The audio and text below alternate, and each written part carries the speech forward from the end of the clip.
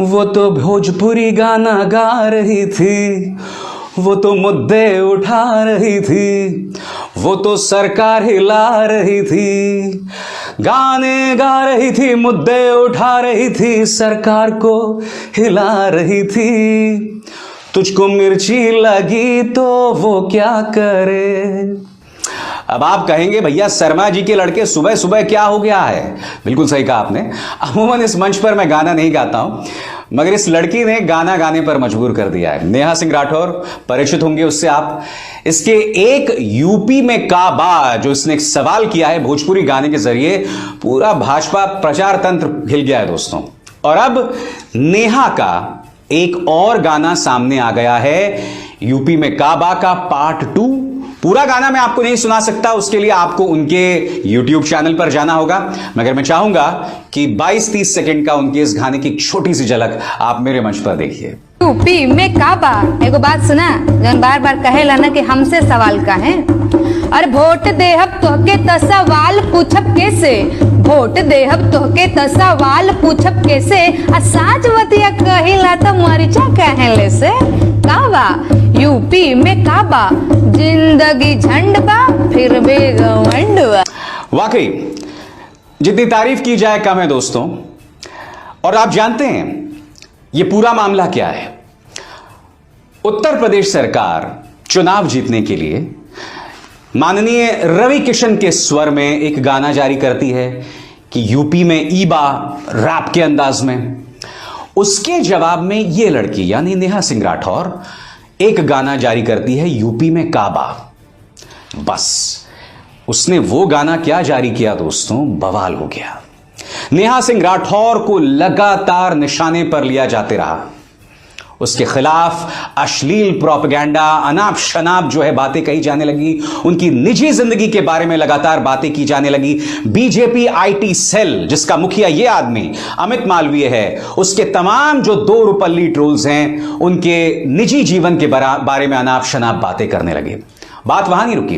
रवि किशन, उन्होंने तक उनके बारे में आपत्तिजनक बात कही, जो कि उनके इस ट्वीट में है। क्योंकि किसी व्यक्ति ने अपने इस ट्वीट में कहा कि नेहा जो है वो सस्ती लोकप्रियता के लिए ये काम कर रही है। तो रवि किशन कहते हैं हाँ बिल्कुल, मैं इस बात से इत्तेफाक रखता हूं। रवि किशन, मैं आपको बता दूं नेहा सिंह राठौर कर क्या रही है।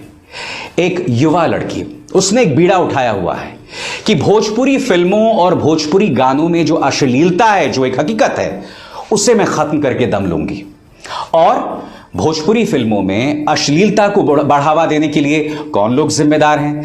कायदे से इनके सुपरस्टार्स की जिम्मेदारी बनती है कि उस पर वो अंकुश डालें। मगर इन चेहरों पर गौर कीजिए, माननीय रिंकियां के पापा, निरहुआ और खुद रवि किशन, इनकी ढेरों फिल्में आप देख सकते हैं जहां वो भोजपुरी संस्कृति, गानों और उन्हें गौरवान्वित करते हैं। और कैसे गौरवान्वित करते हैं आप खुद समझते हैं दोस्तों।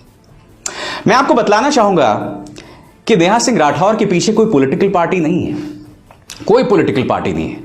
नेहा सिंह राठौर का जीवन, एक युवा है, 20s में है, मगर इतने कम वक्त में भी उनके सामने इस सरकार के अंदर जो एक कट्टरवादी, एक फांसीवादी सोच है ना, उसकी उन्हें झलक मिल गई। क्योंकि होता क्या था, इन्हें कहीं पर भी बुलाया जाता था और जैसे ही आयोजकों को पता चलता था अच्छा ये वो नेहा सिंह राठौर है, तो वो अगले दिन फोन करके कहते थे माफ करना नेहा जी, हमसे गलती होगी, हम किसी और नेहा को बुलाना चाहते थे। नेहा लगातार इसका सामना कर रही है।